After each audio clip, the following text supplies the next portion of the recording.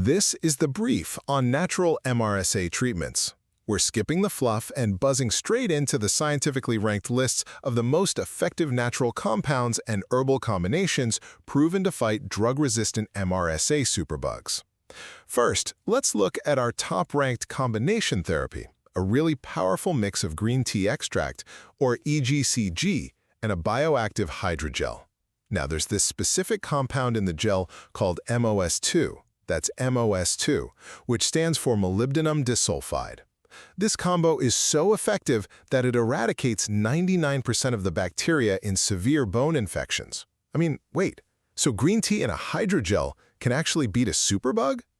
Second, if we transition logically from those combinations over to pure single-agent herbs, our absolute standout is Siegespikia, spelled Siegaspkia. The way it works is just wild. It literally pokes holes right through the superbug cell walls and completely disrupts its membrane. Finally, we can see how combining these accessible single herbs creates some serious synergy. Take the berberine catechine synergy matrix, for example, which is an incredible blend of golden seal and green tea. This specific combo targets and downregulates the superbug's own resistance genes, like MECA-A. That's MECA. It's just amazing to realize that, when used correctly, natural plant compounds can completely dismantle even the toughest superbug defenses.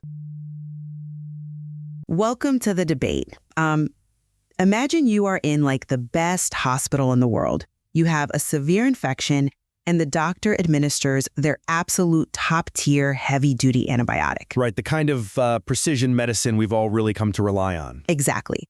But instead of clearing the infection, the bacteria just shrugs it off. I mean, the highly engineered machinery of modern medicine has completely broken down. Yeah, which is a terrifying thought, honestly. It really is. And that is the terrifying reality we are facing right now with multi-drug-resistant pathogens, specifically Methicillin-resistant Staphylococcus aureus, or MRSA.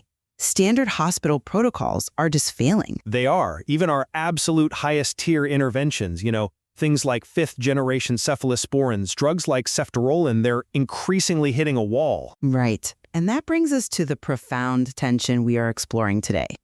When that hospital machinery breaks down, when standard clinical protocols completely fail to clear a lethal MRSA infection, should patients turn to herbal and botanical compounds as a viable last resort outside of standard clinical care? Or, on the flip side, does the sheer complexity of MRSA dictate that patients must remain strictly within a hospital setting? Prioritizing engineered clinical care, even if it means being denied alternative herbal remedies. It is the ultimate question of where the future of infectious disease management actually lies. Exactly. We're really asking what happens when the safety net just, vanishes. Right. And my position today is quite clear. The in vivo data, so the research done in living organisms, demonstrates that natural compounds possess this profound, elegant efficacy in eradicating MRSA biofilms and neutralizing bacterial toxins. When a hospital's synthetic drugs fail, these phytochemicals, these plant-based compounds, they stand as an essential, viable last resort. In my view, denying a patient access to them when standard care has failed is frankly a failure of both scientific imagination and clinical duty. I come at it from a different way. I think remaining in a highly engineered clinical hospital setting is absolutely paramount. Even when the drugs aren't working? Yes, because when you actually look at the highest-ranked efficacy data for these botanical compounds, they do not support the romanticized notion of simply, taking an herbal tincture at home. Well, let me just finish this thought. The most effective herbal interventions actually rely on highly engineered clinical delivery systems and synergistic hospital-grade antibiotics to function at all. Nature might hold the keys, sure, but you still need the hospital to turn the lock. I see why you think that, but let me outline precisely why I believe nature has already solved the MRSA crisis in ways that hospitals simply cannot. Okay, let's hear it. We have incredibly rigorous source material looking at single compound monotherapy interventions showing profound efficacy without conventional drugs. Let's look at a specific example, auredonin. This is a botanical compound, a diterpenoid, derived from the plant Isodone rescensens. Oh, right. That's a fascinating compound, highly active in the literature right now. Right, it is. And when we look at models of lethal MRSA pneumonia, auredonin doesn't just broadly kill bacteria in a crude, toxic way. It acts with this incredible sophistication. Elaborate on that. Well, it covalently targets a specific signaling pathway, the KEAP1 NRF2 pathway, in alveolar macrophages, so the immune cells in the lungs. By doing this, it actively protects the lung's immune cells from undergoing something called ferroptosis. Which, for clarity, is when the body's own cells essentially self-destruct under the immense stress of the infection. Exactly. MRSA pneumonia often kills the patient because the immune system destroys the lung tissue trying to fight the bacteria. Auredonin stops that self-destruction. It protects the host while clearing the pathogen. It's an impressive mechanism, I'll give you that. And it's not the only one. Consider the compounds found in Sigesbeckia orientalis. The data shows they directly disrupt peptidoglycan synthesis. In plain English, they break down the structural integrity of the bacteria's outer cell wall. Right, leading to bacterial death. Yes, completely stopping systemic bacteremia in animal models. When a hospital's standard antibiotics fail and a patient is facing systemic sepsis, denying them compounds that have achieved massive bacterial clearance in rigorous trials. Just because they don't fit into the traditional pharmaceutical paradigm, it's an intellectual failure. I'm sorry, but I just don't buy that. Let me tell you why. Go ahead. The term herbal remedy gives a dangerous false sense of simplicity to the general public. It sounds like you can just go to the local health food store and cure your sepsis. That's not what it... But listen, when we look at the absolute top-ranked intervention in the data, it is indeed a botanical derivative, but the application is entirely clinical. I'm talking about epigallocitchin 3-gallate, or EGCG, which is derived from green tea. Oh, EGCG, a very well-known and potent compound.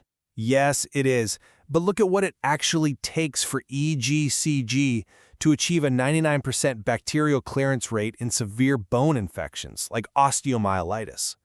You aren't just drinking a cup of strong green tea. No, of course not. Right. In the data, the EGCG had to be combined with bioactive molybdenum disulfide hydrogel microspheres. And even then, it didn't just work on contact. It had to be physically activated by focused ultrasonic waves just to penetrate the deep tissue infection. Well, the ultrasonic activation is a fascinating mechanical assist, I'll grant you that. But it's more than an assist. It is the core requirement for delivery. You cannot get ultrasonic hydrogels outside of a hospital. You cannot get near-infrared photothermal therapy, which is another technique used to activate golden nanoparticles combined with EGCG for wound infections in your living room. Okay, but... The patient must remain in the hospital setting. We cannot let the presence of a botanical origin story obscure the fact that advanced clinical pharmacology and hospital infrastructure are what actually make these compounds effective. Okay, I want to address this idea of delivery and the physical reality of how MRSA survives, because I think it bridges our points perfectly. Let's talk about the biofilm. Sure, the biofilm is the main hurdle. Exactly. The main reason standard hospital drugs fail is precisely because they cannot penetrate the biofilm. MRSA builds this fortress of slime, these extracellular polymeric substances, and synthetic antibiotics just bounce right off. They do struggle with penetration, yes. The hospital is essentially trying to break down a brick wall with a sponge, but these herbal compounds act as natural mortar dissolving solvents. They do have impressive biofilm disrupting capabilities, yes. Incredible capabilities. Take terpenine for all, the active component of tea tree oil. At subinhibitory concentrations, meaning at doses so low they shouldn't even be lethal to the bacteria, just like 0.08% to 0.32%, it completely eradicates mature MRSA biofilms. Wow, at that low of a concentration? Yes, and here is the crucial part. It does this not through some highly engineered hospital delivery system. It does it by directly blocking the bacteria's ability to synthesize purines and pyrimidines. It literally starves a bacteria of its basic genetic building blocks. Okay, that's one example. Or there is fluoretin from apple bark, which dose-dependently inhibits biofilm formation in clinical orthopedic MRSA isolates. They break down the wall naturally. Look, I don't disagree that terpinine or all has potent antibiofilm properties in a controlled setting. But the leap from a laboratory biofilm assay to a systemic human infection is a massive chasm. I wouldn't call it a massive chasm. It is, though. Natural monotherapies rarely cross that chasm on their own. While the active compounds are natural, applying them to something as complex as intracellular MRSA is undeniably a clinical task. Wait, what do you mean by intracellular MRSA in this context?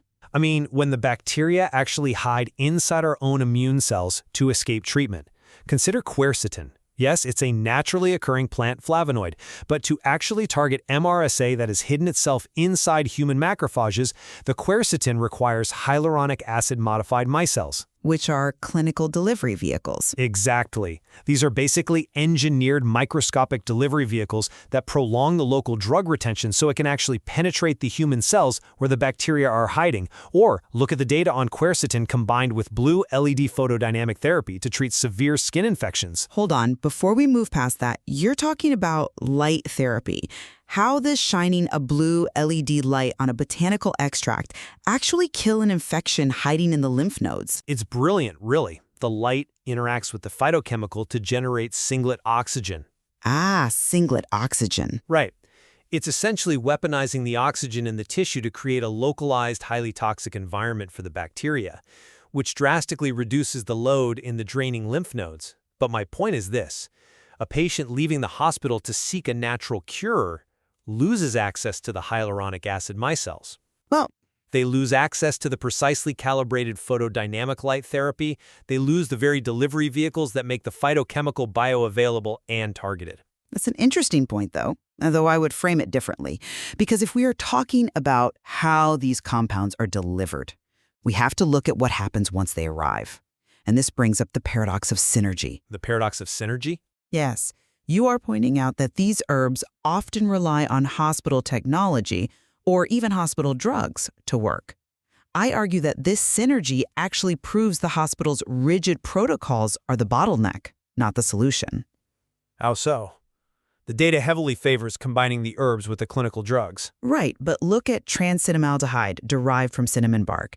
The data shows it potentiates 8 different conventional antibiotics, making them up to 16 times more effective. By downregulating resistance mechanisms? Exactly. It does this by suppressing the transcription of PBP2A. For our audience, PBP2A is a specific protein MRSA uses like a shield to block penicillin-style drugs.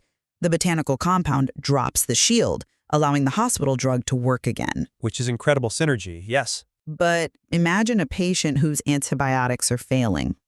The hospital's rigid protocols say, we only use FDA-approved pharmaceuticals. We cannot give you this cinnamon bark extract. Right, because it's unstandardized. But by remaining in the hospital, the patient is held hostage to failing antibiotics.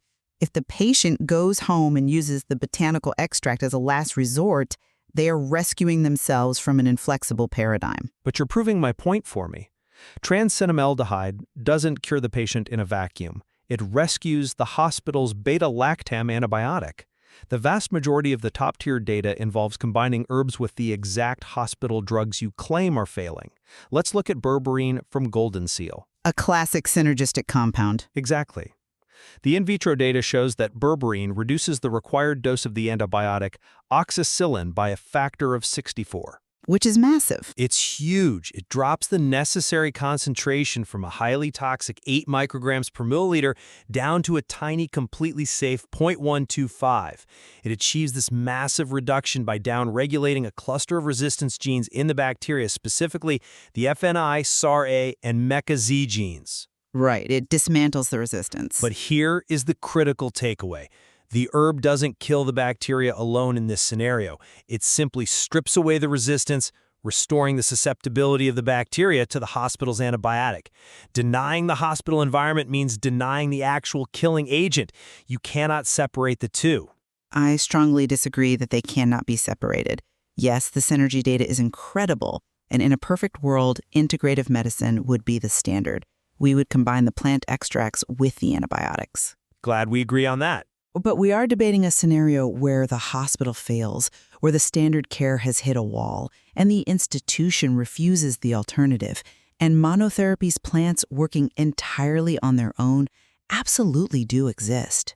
I think working entirely on their own is a stretch when you look at systemic models. The data says otherwise. We have clausenolide, derived from the twigs of Chalca siamensis. The data shows direct, highly potent antibacterial activity. It requires an incredibly tiny concentration to work, just 0.5 micrograms per milliliter. Okay, but That is not synergy. That is direct, lethal clearance of a clinical MRSA isolate by a single natural compound. Or look at the extract from a specific fungus, Acrophylophora leavis, which causes rapid physical destruction of the bacteria's outer membrane at similarly tiny doses. These are standalone heavy hitters that do not need an antibiotic to function. standalone in a petri dish, when you move to a living, breathing mammalian system, the biological complexity skyrockets. Let's look at bicholine combined with the synthetic antibiotic linezolid. Okay, In an in vivo rat model, specifically looking at thick biofilms growing on medical implants, this combination completely eliminated the biofilm by day 3. It drastically lowered severe inflammatory markers in the blood.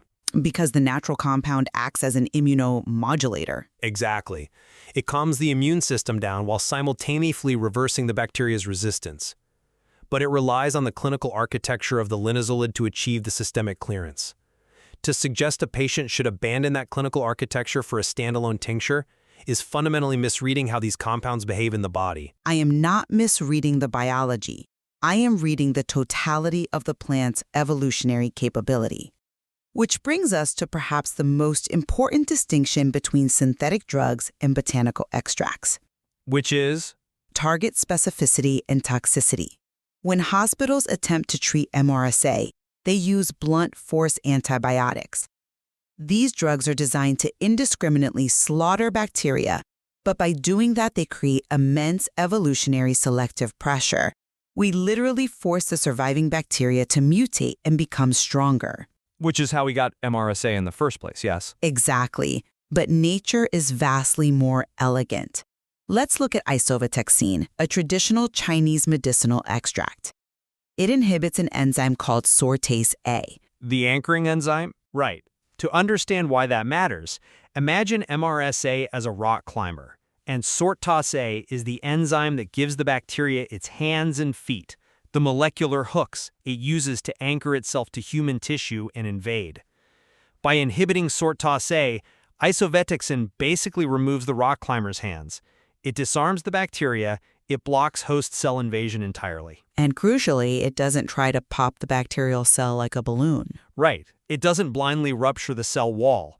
Because it just disarms the bacteria rather than directly killing it, the bacteria doesn't panic. It doesn't face the evolutionary pressure to mutate and develop resistance. That's a fair point. We see this with quercetin 2, which binds directly to the CLOP-PP protease. It snaps into place perfectly, neutralizing the bacteria's ability to secrete toxins, and it requires almost none of the compound to work. This is extreme, elegant target specificity that attenuates virulence without needing a hospital's heavy machinery.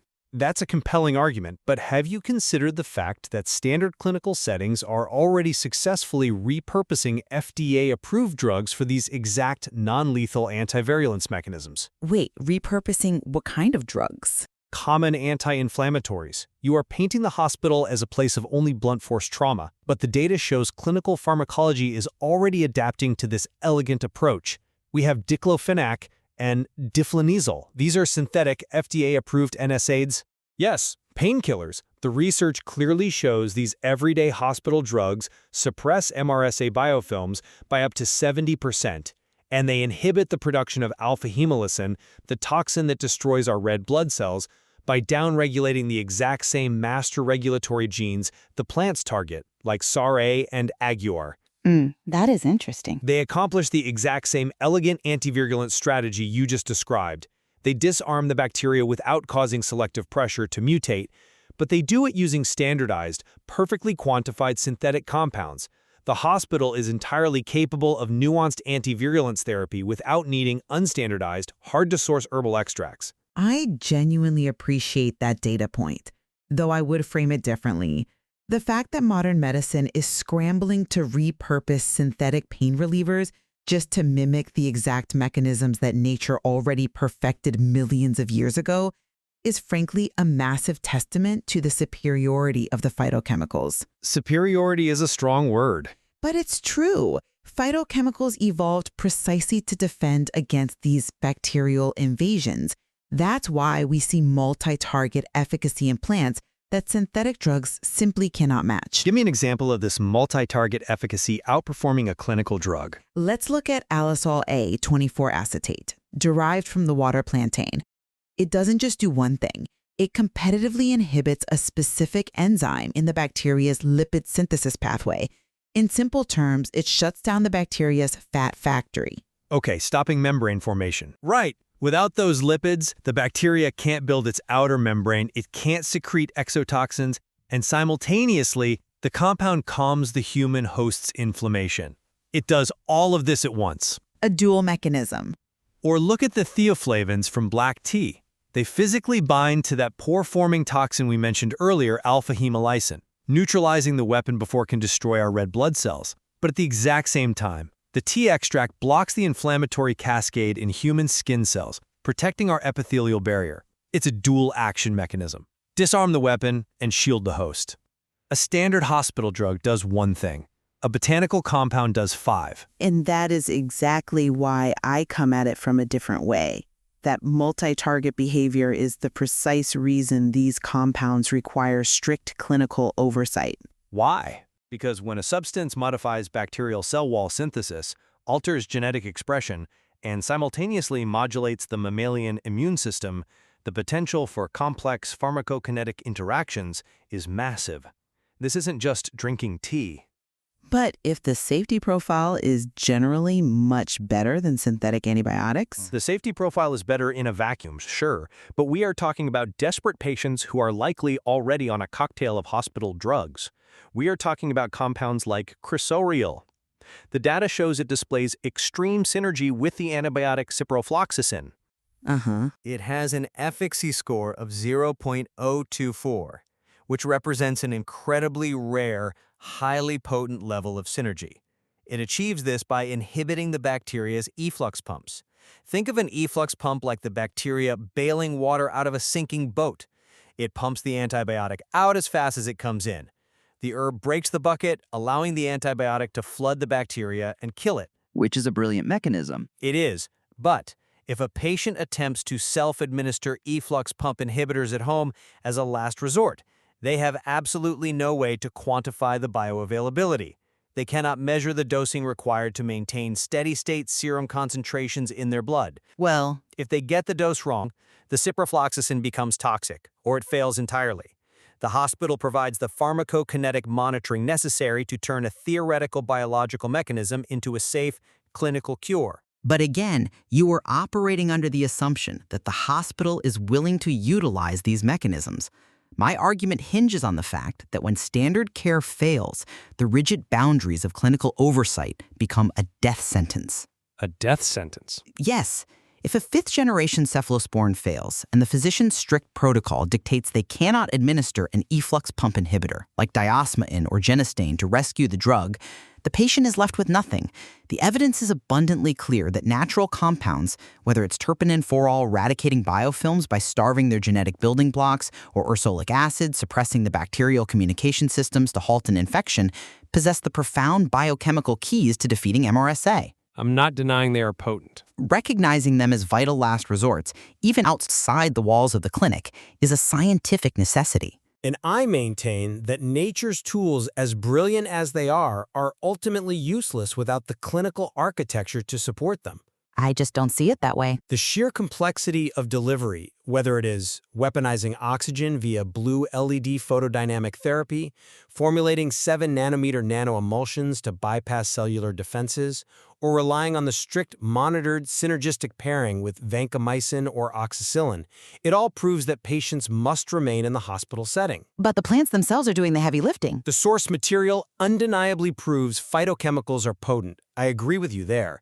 But it equally proves they require highly controlled, technological medical environments to realize their potential in a living human being. We certainly agree on the core science. The literature unquestionably proves that these phytochemicals, the catechins, flavonoids, and diterpenoids, hold the biochemical mechanisms required to dismantle MRSA's most advanced defenses. Yes, absolutely. Where we diverge, fundamentally, is on accessibility and application. I believe the data supports these compounds as standalone, life-saving alternative remedies when rigid hospital paradigms fail. And I believe the data clearly shows that to separate the botanical compound from the clinical delivery system is to strip it of its efficacy. They strictly require integration into advanced medical environments. It's a fascinating divide.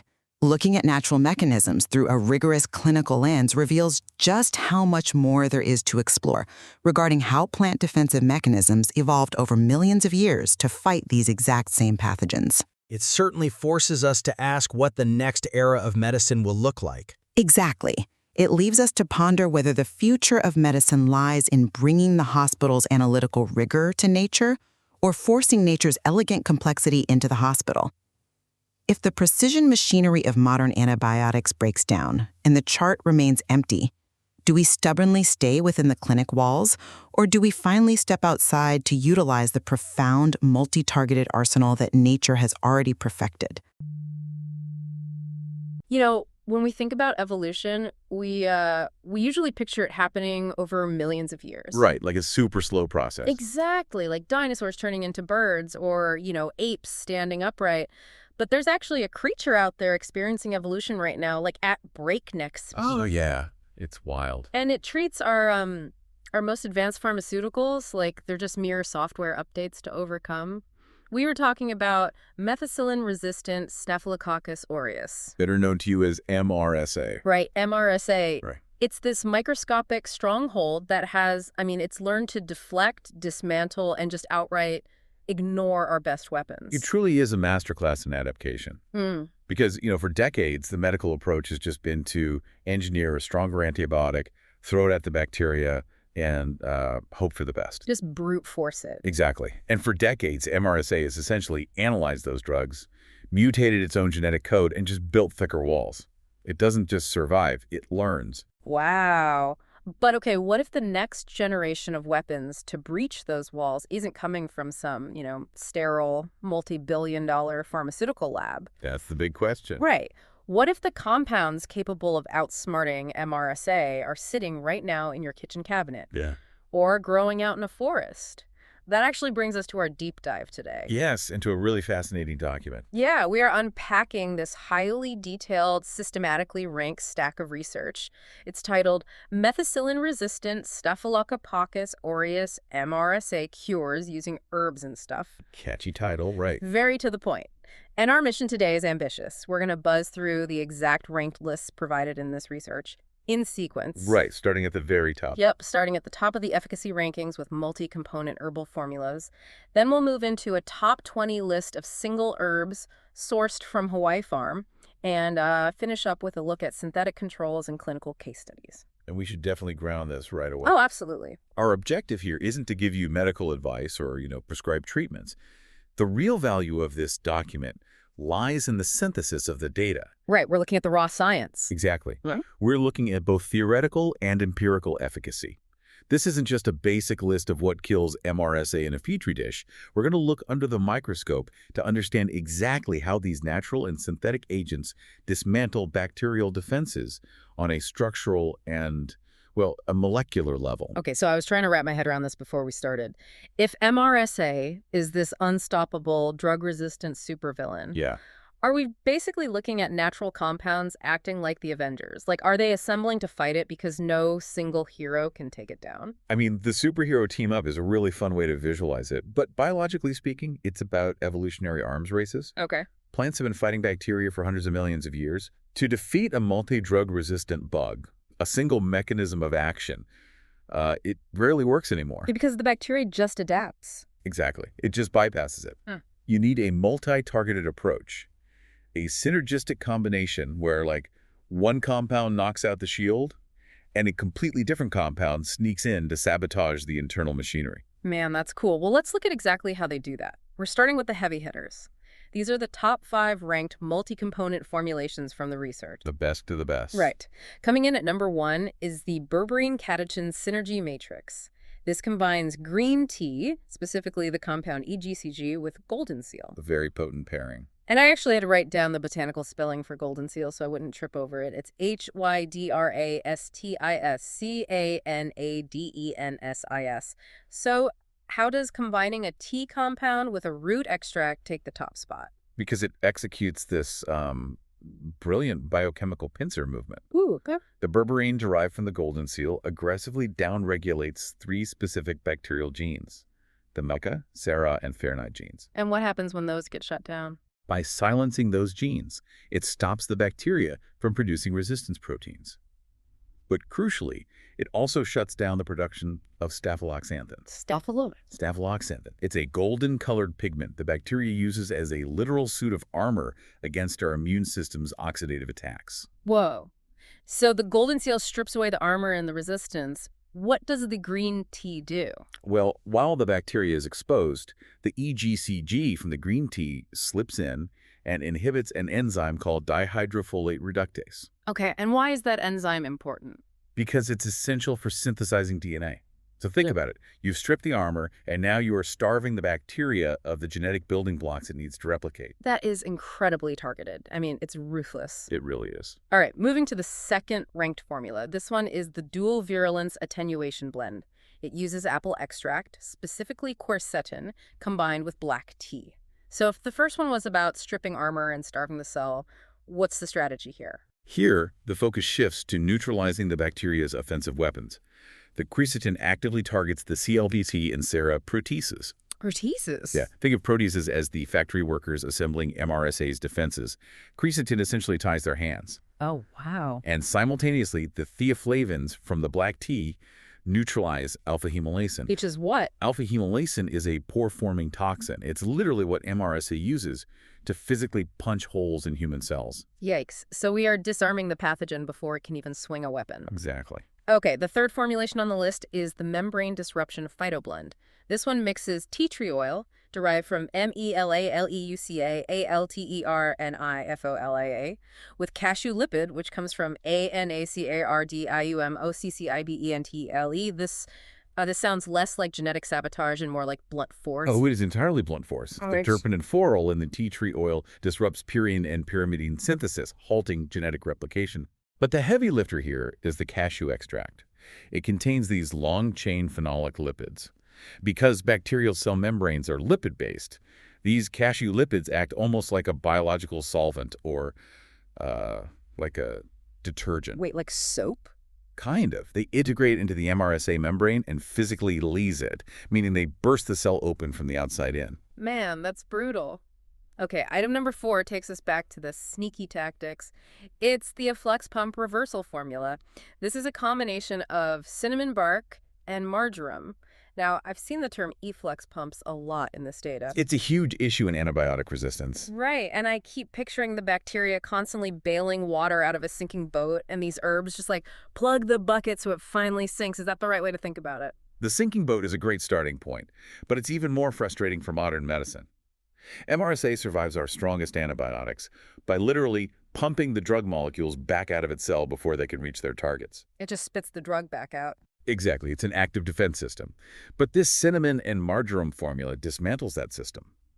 The trans-cinnamaldehyde in the cinnamon suppresses a protein called PBP2A. Okay. That alone makes conventional antibiotics anywhere from 2 to 16 times more effective. That's huge. And the marjoram. The phenolics in the marjoram actively jam the physical mechanism of those bacterial drain pumps. So not only is the MRSA suddenly wildly sensitive to the antibiotic thanks to the cinnamon, but it also loses the ability to pump the drug back out. Checkmate. Okay, that brings us to the fifth and final of the multi-component combinations, the quorum sensing and adhesion blocker. This uses hedge parsley and vetiver root. What stands out to me here is the focus on adhesion. Like, if MRSA can't stick to anything, it can't infect anything, right? Precisely. Because the real danger of MRSA isn't, a single free-floating cell. It's when they clump together into these impenetrable, slimy fortresses called biofilms. Right, biofilms. This combination stops that foundation from ever being poured. It downregulates initial adherence factors, specifically the genes, FMBA, FMBB, and CLFA. So they just can't grab on. The bacteria fundamentally lose their grip. They can't anchor to host tissues, which means they can never start building the colony in the first place. Fascinating. Okay, having seen how these botanicals act as synergistic teams, the research shifts gears. We are going to deconstruct the arsenal and look at the top 20 single herbs available from Hawaii Farm, buzzing through them in exact sequential order. Let's do it. Let's look at what these compounds can do when they fly solo. Item number 1 is orodonin derived from Rhabdosia. Let me just spell that botanical source really quick. ISODONRUBESCENS. The data says this covalently targets the KEAP1 NRF2 pathway to mitigate ferroptosis in macrophages. That is a lot of heavy biochemistry for the number 1 spot. It is, yeah. But it's fascinating because it flips the script. Instead of attacking the bacteria, orodonin actually fortifies the human host. Oh, wait, really? Yeah. Macrophages are our immune system's frontline white blood cells. When fighting a severe MRSA lung infection, those immune cells often undergo ferroptosis. Which is like cell death. Exactly. A chaotic, iron-dependent form of cell death caused by massive oxidative stress. By targeting that specific KEAP1 NRF2 pathway, orodonin essentially gives our white blood cells a biochemical riot shield. It allows them to survive the toxic environment MRSA creates. That is so smart. Okay, item 2 on the solo list is quercetin, a broad botanical we actually saw earlier in the combinations. Yes, and as a solo act, quercetin proves its versatility. It binds directly to the CLPP and SER proteins to attenuate virulence, independently locking up the enzymes MRSA relies on to build those defensive slime shields. Awesome. Continuing down the list in order, we have items 3, 4, and 5. First is isovalexin, which inhibits sortase A to block cell invasion. Then Siegesbeckia, spelled SiegesbeckiaoRientalis. Its deterpenoids disrupt peptidoglycan synthesis. And fifth is alsol A from water plantain, which inhibits HMGR in the mevalonate pathway to restore beta-lactam sensitivity. That's a mouthful, but what's vital to grasp about these three is how they dismantle the physical architecture of the pathogen. Like breaking down the walls. Exactly. Siegesbeckia isn't just killing the cell. It's disrupting the peptidoglycan mesh, which is basically the structural rebar that holds the bacterial cell wall together.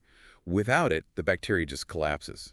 And the alsol A. Well, alsol A, inhibiting the mevalonate pathway, shuts down crucial lipid building. By shutting it down, alsol A compromises the cells so completely that it tricks the superbug into becoming vulnerable to standard old-school penicillin-style drugs again. It just rolls back its defenses. Okay, we hit items 6 and 7 on the list. Cashew nut shell, where the anacardic acids increase survival rates in vivo, and golden seal, yielding berberine.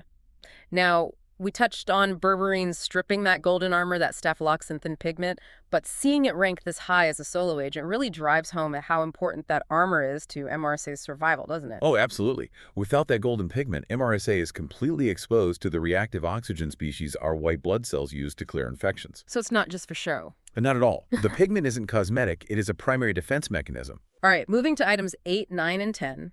Tea tree oil, which blocks DNA and RNA biosynthesis, black tea, where the theaflavin blocks NFKB activation, and sapinwood, spelled CAESALPINIASAPPAN. The data on sapinwood shows highly potent minimum inhibitory concentrations against multi-drug resistant strains. But I want to pause on tea tree oil for a second. Sure. We see it in everyday shampoo. It's sitting in millions of bathrooms right now. But this research says it's blocking genetic building blocks at microscopic concentrations. Yeah, it's wild. We have a habit of dismissing common ingredients as purely cosmetic because of how they're marketed to us. Oh, like it just smells good. Exactly. But chemically, At the right clinical concentrations, the terpene in phenol in tea tree oil rapidly penetrates biofilms. That doesn't just clean a surface, it shuts down purine and pyrimidine biosynthesis, actively starving the colony of its genetic material. Mind-blowing. Okay, let's push into the second half of the Hawaii farm list, items 11 through 20. These seem entirely focused on sabotage in communication and surface tension. Items 11 and 12 are marjoram, where arbutin inhibits biofilms and efflux pumps, and apple bark. The active compound in apple bark is phloretin, spelled Phloretin. The data says it exhibits dose-dependent biofilm inhibition across clinical orthopedic isolates. The specificity of orthopedic isolates is critical there. Why is that? We're talking about MRSA strains that infect bone or surgical implants, like a knee replacement. These are notoriously difficult to treat because the bacteria cling to the metal or plastic. Oh, wow. Phloretin alters the surface proteins of the bacteria so they literally cannot stick to those surgical implants. That could be a game changer. Next in sequence, 13, 14, and 15. Bearberry or uva ursi, where ursolic acid suppresses biofilm via the agar locus. Then Phyllanthus, spelled Phyllanthus, Columnaris. The research notes this inhibits the bacterial translation machinery. And number 15 is cinnamon, using catechin trimers to downregulate MECA and PBP2A. But wait, if Phyllanthus inhibits the translation machinery, does that mean the bacteria is alive but, like, functionally brain dead? Well, not brain dead, but stripped of its manufacturing capabilities. Translation is the process where a cell reads its genetic blueprint to build proteins. Okay. By inhibiting that, Phyllanthus essentially walks into the bacteria's internal factories, fires all the workers, and unplugs the machines. I love that analogy. The cell might still be physically intact, but it cannot manufacture the toxins or defensive proteins it needs to survive or reproduce. It's just an empty shell. Okay. Items 16, 17, and 18. Hedge parsley, suppressing agra, sera, and acha. Grapeseed, where paranthocyanidins cause physical cell wall breakdown. And vetiver, spelled Zizanioides, which downregulates initial adherence adhesin genes. The kinetic speed of grapeseed extract is what gets it on this list. Really? How fast is it? Very fast. Those proanthocyanidins don't just weaken the cell walls, they cause catastrophic physical breakdowns, leading to massive, measurable drops in bacterial populations within just 2 hours of contact. 2 hours? That is incredibly fast. And rounding out the top 20 single botanicals, we have green tea, where EGCG intercalates into the membrane talisade to alter epigenetic drug resistance, and black horehound, which demonstrates anti-quorum sensing activity. Okay, 2 things here. Go for it. First, the idea of EGCG intercalating into a membrane palisade. It makes me think of a chemical wedge physically jamming itself into a wooden fort wall to change how the genes inside express themselves. That is an excellent visualization of intercalation, actually. It is inserting itself between the structural molecules of the membrane, which alters the physical tension of the cell. And that causes changes. Yeah, cascading into epigenetic changes. It literally changes which genes the bacteria turns on or off. Wow. And the second thing, quorum sensing. We saw this with hedge parsley, too. The common analogy is cutting the walkie-talkie lines between the bacterial troops so they can't coordinate. But is it really as simple as just jamming their radios? It's actually much more insidious than just losing radio contact. Oh. Bacteria use chemical signals to sense how many of them are in the area. That's the quorum. They won't expend the energy to launch toxins or build a biofilm until they know they have the numbers to overwhelm the host. So they bide their time. Exactly. By silencing the agra gene, compounds like black horehound don't just stop the bacteria from talking, they blind them to their own numbers. Oh, wow. The MRSA colony could be massive, but because they can't sense each other, they remain dormant and isolated, making them incredibly easy for our immune system to pick off. That is terrifying and amazing. Okay, having completely exhausted the botanical rankings, the source document shifts to its final section. It's titled, No Natural Compound Tested. Right, the synthetic section. Yeah, this gives us a baseline for how MRSA reacts to synthetic drugs, innate human peptides, and environmental pollutants. And just to be clear, we are maintaining strict impartiality here, simply reporting the data from the list in sequence to convey it exactly as it was measured. Yeah, it provides essential context. If we want to understand MRSA, we have to look at how it interacts with the broader chemical ecosystem of our modern world, well beyond just plant derivatives. Okay, starting with items 1, 2, and 3 on the synthetic list. Sodium bicarbonate combined with beta-lactams, which downregulates MECA to restore susceptibility. Then diclofenac, a synthetic NSAID repurposed to inhibit biofilm via sera and agra. and diflunisal, an FDA-approved NSAID that inhibits alpha-hemolysin. The major takeaway here is the power of repurposing. Like using painkillers. Yes, exactly. We are taking common, synthetic, anti-inflammatory painkillers, NSAIDs like diclofenac, and observing a secondary hidden mechanism. They can suppress bacterial biofilms and toxins without putting the kind of evolutionary pressure on the bacteria that causes it to rapidly mutate and develop resistance. That makes total sense. Moving down to items 4 and 5, cationic host defense peptides. The one highlighted here is spelled BACEENECIN. These target cell membranes.